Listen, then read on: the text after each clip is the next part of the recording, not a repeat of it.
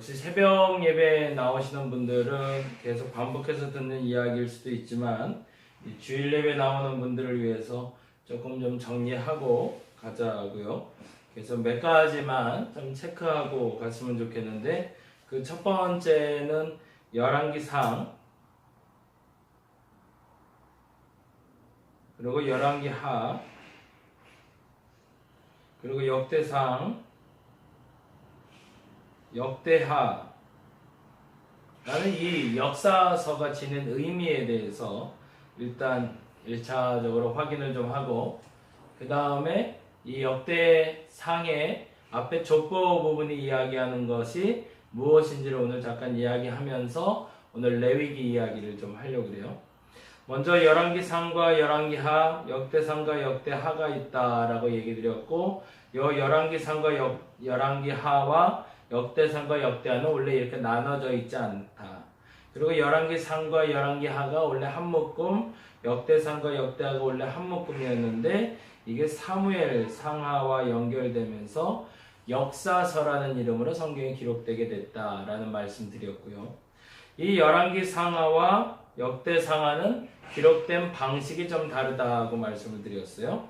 그거는 이제 시기적인 문제가 있다라고 드렸는데, 이 시기적인 문제로 열왕기상하는 포로기, 그러니까 이스라엘 백성들의 멸망기, 우리나라로 보라면 1910년 한일합방 있을 당시, 1905년, 6년 막 이 암울한 시기, 1860년부터 시작한 가뭄, 뭐 이러한 여러 가지 사건들이 복합적으로 나타나면서 1910년에 일본과 우리가 치욕적인 조약을 맺으면서 나라가 일제시대가 시작된 것처럼 이스라엘 백성들에게도 587년이라는 그 역사적인 날은 잊지 못할 사건이 되고, 722년이라는 날도 역시 잊지 못할 사건이 됩니다. 그 날은 다른 날이 아닌 나라를 빼앗긴 시간이기 때문입니다.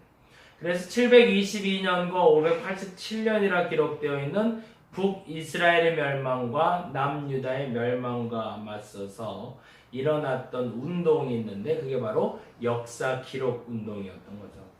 그래서 열왕기상하는 잃어버린 국토, 잃어버린 영토, 잃어버린 국민성이 새롭게 되기 위해서 우리에게 필요한 이야기를 할 필요가 있었습니다. 그것은 후대에게 우리는 어떤 민족이었다라는 것을 말하고 싶은 것이기도 했지만, 이후에 그 시간이 흘러 나중에 그 누군가가 그 역사에 대해서 물어봤을 때 우리의 역사는 이러한 역사였다라고 말하고 싶은, 근데 거기에 질문과 대답이 필요했는데, 그 첫 번째 질문은 우리의 역사는 이러한 역사다라는 기록하에 과연 우리는 무엇을 잘못했는가? 그 부분을 사실은 점검을 했어야 되는 거죠. 그래서 역대상을 시작하면서 선지자적인 질문이 던져졌는데, 그건 하나님은 실패하신 것인가? 왜 우리는 포로 생활이 시작되었는가에 대한 질문을 던지게 됩니다. 왜냐하면 하나님은 우리에게 복 주시리라 약속하셨는데 그 약속은 어디 가고 우리는 실패할 수밖에 없었는가?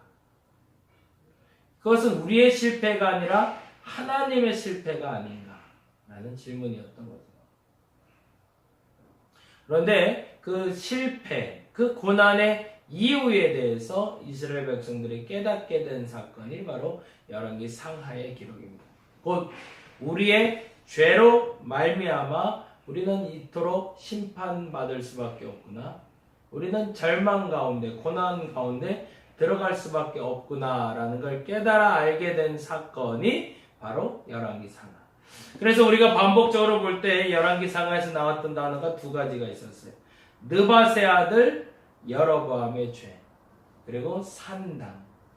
느밧의 아들 여로보암의 죄와 산당이 주는 의미는 원뿌리가, 죄가 아직 살아있다. 새로운 죄가 많아졌다는 얘기 아니라 근원적인 죄의 뿌리가 우리를 괴롭히고 있다. 그것은 유다에게는 산당 문화였고, 이스라엘에게 있어서는 느밧의 아들 여로보암의 죄였다 라고 기록하고 있는 겁니다. 그리고 그 느밧의 아들 여로보암의 죄는 지난주에 살펴본 대로 하나님의 방법과 하나님의 사람이 하나님의 때에 일하지 않는 것, 그것이 죄다. 그것이 죄의 뿌리다. 하나님의 방법으로 하나님의 사람들이 하나님의 때에 일하는 것, 그것이 느밧의 아들 여로보암의 죄를 탈출하는 방법이다. 그것을 깨달아 알게 된 게 바로 열왕기 상하였죠.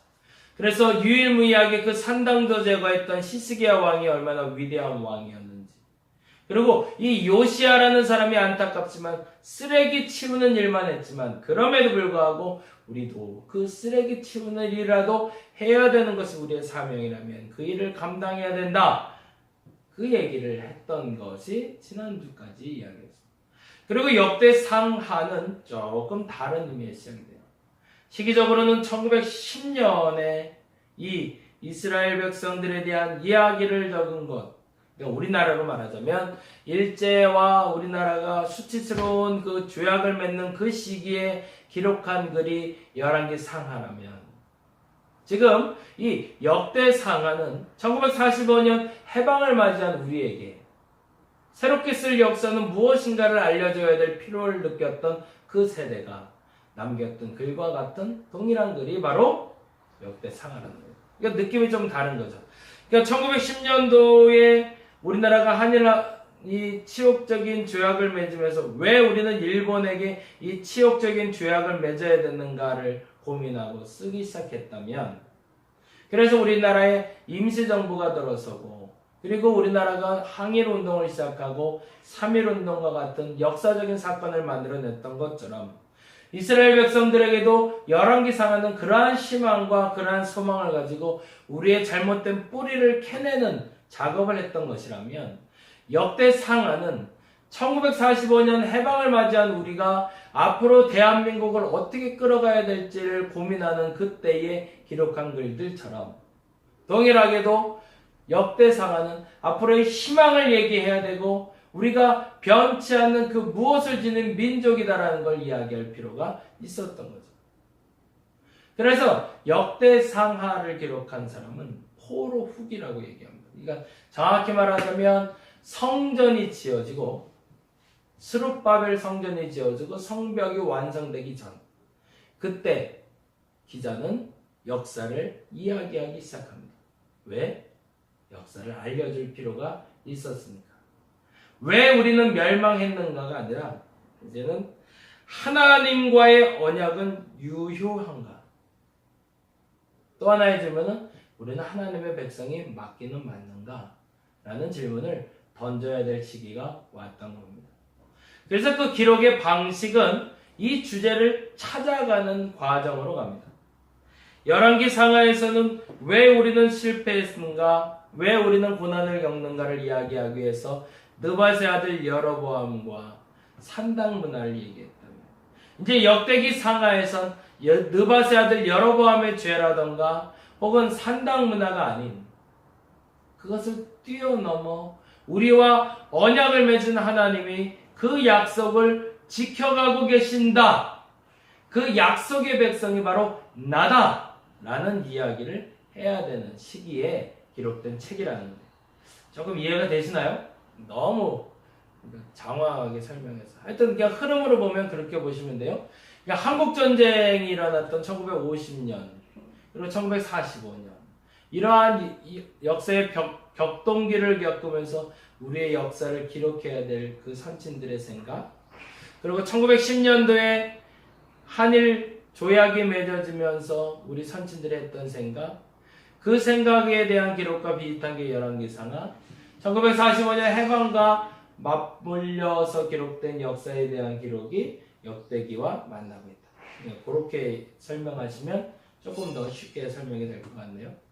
그러다 보니까 역대기의 기록에는 크게 큰 줄기를 잡기 시작했는데, 그 1장의 이야기가 바로 우리가 잘 아는 아브라함 때까지 훅 오는, 우리의 시작은 아담이었고 아담부터 시작해서 아브라함까지 이어지는 큰 역사, 원역사를 얘기한 후에 아브라함 때 갈라진 사람, 이스마엘과 이삭 이야기를 하고 있고요.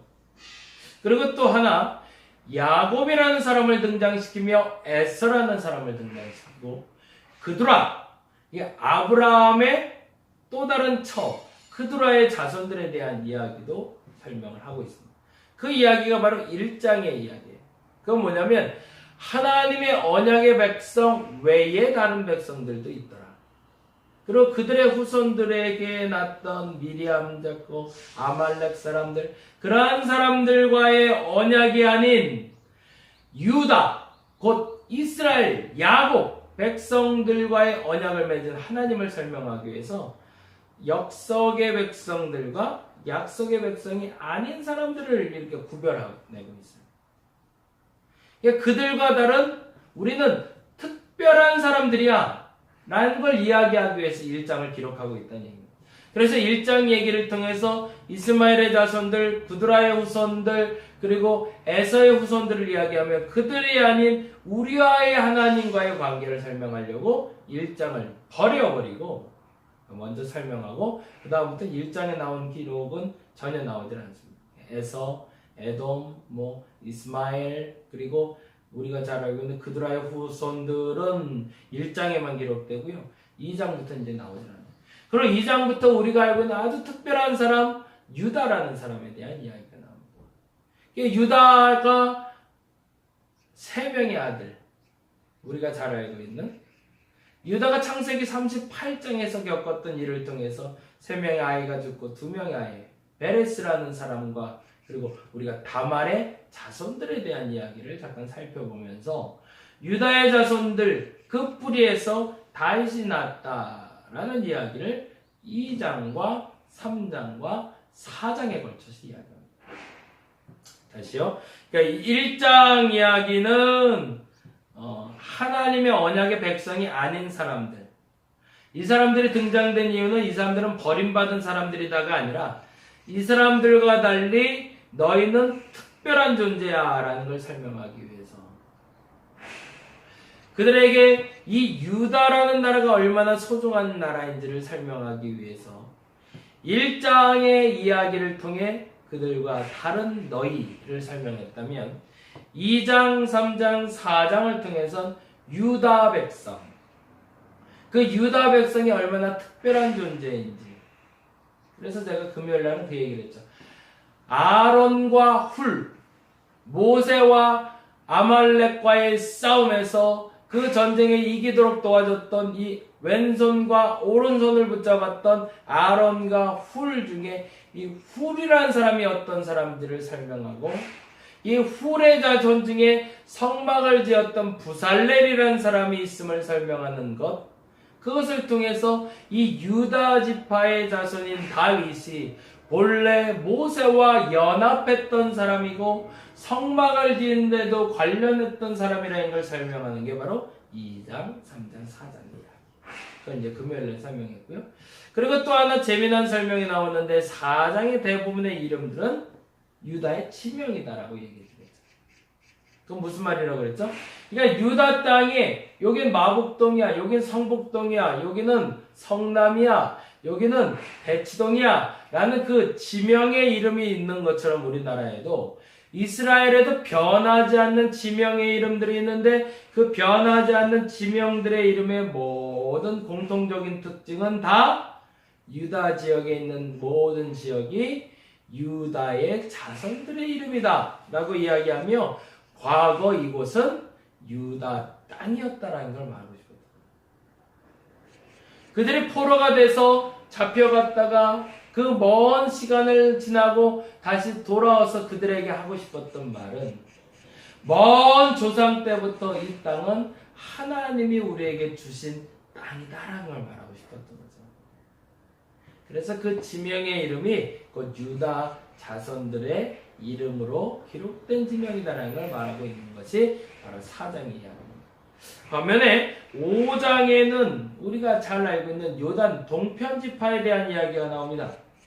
그러니까 1장은 이스라엘 백성이 아닌 이스마엘, 그리고 앞서 말했던 에서, 그리고 그드라의 자손들 얘기했다면 2장, 3장, 4장을 통해서는 유다 자손들, 다윗의 조상들, 그리고 그 땅의 조상들, 그 사람들은 영원토록 우리 땅을 지켰던 사람들이고 그것은 하나님의 약속으로 말미암아 지금까지 우리 땅이다 라고 말하는 게 2장, 3장, 4장이었다면 요 5장은 번외의 일을 하게 됩니다. 그게 뭐냐면 이스라엘 백성들이 가나안에 들어오기 전에 전쟁을 치르게 되는데 모세와의 몇 번의 전쟁을 통해서 먼저 점령한 땅들이 있었습니다.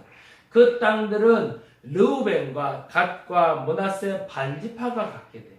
그걸 우리는 소위 요단 동편 땅이라고 얘기하는데 가나안에 입성하기 전에 요단강을 건너 여호수아 장군과 이스라엘 백성들을 건너와 요단 서편에 있는 땅을 점령하게 됐는데 그 전에 이 요단 동편을 점령하여 그 땅이 좋아 머물고자 했던 백성들 르우벤, 갓, 므낫세 반지파 그들은 여호수아 장군과 함께 그 땅을 건너가지는 않았지만 그래서 그 가나안 정복 전쟁을 통해서 그들에게 땅을 부여받지는 않았지만 요단 동편에 머물며 역시 이스라엘 백성이다 라고 말하고 싶은 사람들이 여기 살고 있다.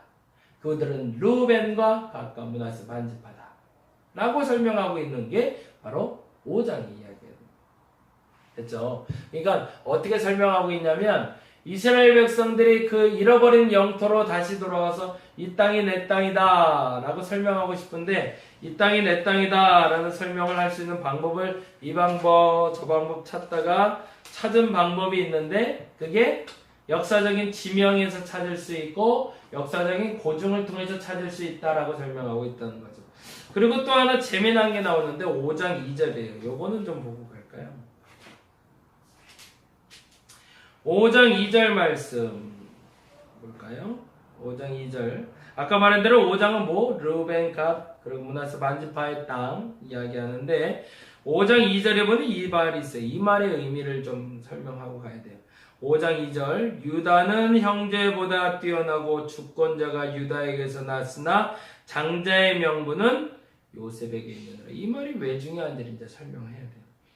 이건 무슨 말이냐면 이제 앞으로 7장부터 설명할 그 지명에 대한 예표이긴 한데요. 7장에 잠깐 보면 7장은 이사갈, 베냐민, 납달리, 므낫세, 에브라임 자손, 아셀 자손 그리고 거기까지 설명이 되고 있어요. 그 얘기는 뭐냐면 북이스라엘에 대한 설명이거든요. 그게 무슨 말이냐면 5장 2절을 통해서는 유다라고 얘기할 땐 남유다. 그리고 장자의 명분이라 말했던 요셉은 북이스라엘을 말하는 거거든요. 그러니까 이스라엘 땅이라고 여겨지는 땅들이 그 이스라엘 민족이 가졌던 땅이 유다 민족뿐만이 아니라 북이스라엘 땅도 유다의 땅이었다는 걸 설명하고 있는 겁니다. 그래서 요셉은 장자의 명분을 가졌던 사람이라고 설명을 하는 거죠. 무슨 얘기인지 이해가 되시나요? 이거 원래 북한도 우리나라 땅이라고 얘기하는 거예요. 남한도 우리 땅이고 북한도 우리 땅이야. 지금은 갈라져 있지만 앞으로 하나가 아니라 예전부터 하나야 라고 설명하는 거예요. 그 말을 하고 싶은 겁니다. 그러니까 유다만이 하나님의 땅이 아니라 저 북이스라엘 잃어버린 그 땅도 원래 요셉 자손의 땅인데 그 땅은 장자의 명분이 있는 땅이니까 본래 우리 땅이야 이렇게 얘기하는 거예요. 그리고 그 땅에 대한 구체적인 설명은 7장 그리고 8장에 가서는 다시 이제 유다 백성들의 땅 중에 사울이라는 사람의 왕된 이야기를 8장에 하고 있습니다. 이게 전체를 뭘 보고 있는 거죠? 위아래로 왔다 갔다 하면서 기자가요. 여기도 내 땅, 저기도 내 땅, 여기 우리 땅. 그래서 이 모든 땅이 다 우리 땅이었고 우리 민족이 살던 땅이다라는 걸 설명하고 싶은 게 사실은 이 역대기 기자가 족보를 기록한 이유라는 겁니다. 여기도 역사적으로 우리 거, 여기도 역사적으로 우리 거, 여기도 역사적으로 우리 거, 그냥 여기 저기 이거 다 우리 거. 근데 이 우리 거를 허락하신 하나님의 언약이 영원하다. 근데 이 영원한 땅을 지켜주는 중심축이 있는데 그 중심축은 바로 하나님과의 언약이며 그 언약의 중심에 서 있는 사람들이 있는데 그 사람들에 대한 이야기가 오늘 본문의 6장 얘기가 됩니다. 이 6장 이야기의 중심에 되는 사람들은 레위 자손인데 레위 자손의 뜻은 연합하다라는 뜻을 갖고 있습니다. 레위의 이름의 뜻이 연합이에요. 원래 레위는 모세 시절에 잘못을 저지르고 사람들이 큰 일을 벌였을 때 모세의 편에 들어서 모세가 그들을 특별하게 여겨줬다는 말도 있지만 사실은 그 이름의 뜻처럼 이스라엘 백성들을 접착체처럼 붙이는 일을 했던 사람들이 바로 레위 사람들입니다. 이들에 대한 기록이 6장에 나오고 있는데 볼까요? 6장 1절 이렇게 기록되어 있죠. 레위의 아들들은 게르손과 그핫과 무랄이라 라고 되어 있습니다. 그리고 이제부터 게르손 자손, 그핫 자손, 무랄이 자손을 쭉 설명해 가면서 16절부터는 게르손 자손의 자녀들, 그리고 6장 2절부터는 그핫의 자녀들, 이렇게 해서 설명을 하고 있고요. 그리고 22절부터는 그핫의 자녀들을 다시 한번 점검하면서 그들의 역할에 대해서 다시 한번 설명을 합니다. 그러면 찬송하는 자, 뭐 하는 자 이렇게 얘기하는데 아주 재미난 기록이 6장 64절이에요. 같이 한번 볼까요? 6장 64절. 제가 읽어볼게요.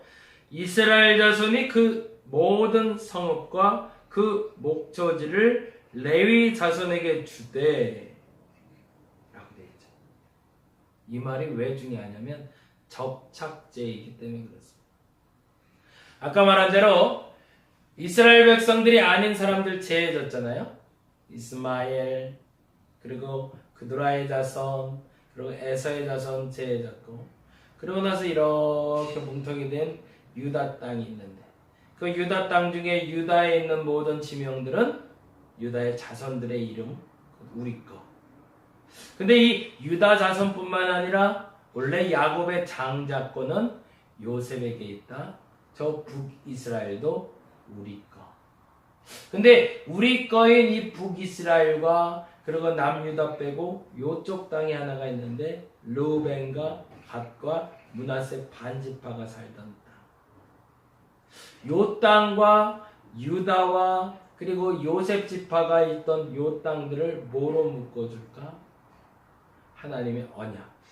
근데 하나님의 이 언약을 묶어주는 지파가 있으니 레위 지파, 연합하는 지파. 그 연합하는 지파가 어떻게 이 여러 가지로 섞여 있고 요셉 지파, 유다 지파, 요단 동편 지파 이렇게 나눠져 있는 걸 하나로 합할 수 있는가? 그 얘기가 바로 64절입니다.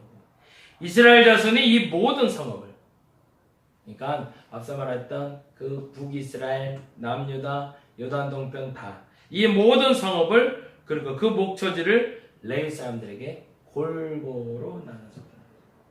그들이 모든 지파가 각자의 자기 지파의 지명을 가지고 그 지역에서 살고 있지만 그 지역 곳곳에 접착제처럼 달라붙어서 마치 모자이크 맞추듯이 12개의 지파가 착착착착 맞아떨어질 수 있도록 레위 지파가 접착제의 역할을 하며 하나님의 언약을 선포하는 백성이 되어 있더라는 얘기입니다. 저와 여러분이 그 일을 할 수 있기를 간절히 바랍니다. 우리가 지속성을 가져야 되는데요. 이 지속성을 갖지 못하는 이유는 떨어져 있다고 생각해서 그래요. 이 사람이 나와 다르다고 생각해서 그래요. 교회와 교회가 함께 일을 하지 못하는 이유는 저 교회는 크고 이 교회는 작다고 생각해서 그래요. 이 교회는 돈이 없고 저 교회는 돈이 많고. 이번에 7월 14일, 15일, 7월 27일, 28일 두 번에 걸쳐서 낙원감리교회와 둔산제일교회가, 그리고 25일 날은 우리 김미연 집사님이 와서 함께 예배드리게 될 겁니다. 그날의 접착제 역할을 하는 사람이 저와 여러분이 되기를 바랍니다. 그 레위인의 역할을 감당하는 게 저와 여러분이 되기를 바랍니다. 연합하는 사람들 되자는 얘기예요. 남들 보기엔 다 떨어져 있는 것 같은데 그 사람들을 붙여줄 수 있는 사람들이 나라는 얘기입니다. 그 사람들이 바로 레위인이라는 얘기예요. 그 사람들이 바로 그리스도인이라는 얘기입니다. 지속할 수 있는 사람. 하나님의 언약은 떨어져 있는 것이 아니라 하나다라고 말할 수 있는 사람. 12지파가 떨어져 있는 것 같지만 결국에 하나라고 말할 수 있는 그 레위 지파의 역할을 이번 한 달 동안 저와 여러분이 감당할 수 있길 바랍니다. 둔산제일교회도 우리와 붙어 있다는 걸, 남원감리교회도 우리와 붙어 있다는 걸, 김미연 집사님과의 그 집회도 우리와 붙어 있다는 걸, 그 연합을 말할 수 있는 사람들, 그 끈적끈적한 접착제가 되어 우리는 하나다라고 말할 수 있는 날들이 15일, 25일, 27일이 되길 바랍니다. 우리 7월 한 달 동안은 전도할 겁니다. 여러분 마음에 생각나는 그 사람, 그 사람을 접착제로 여러분 마음에 탁 붙이셔서 이 교회와 탁 붙어지는, 그래서 우리 교회 안에 하나의 연합체가 될 수 있는 그 풍성한 한 달이 되기를 간절히 바랍니다. 기도합니다.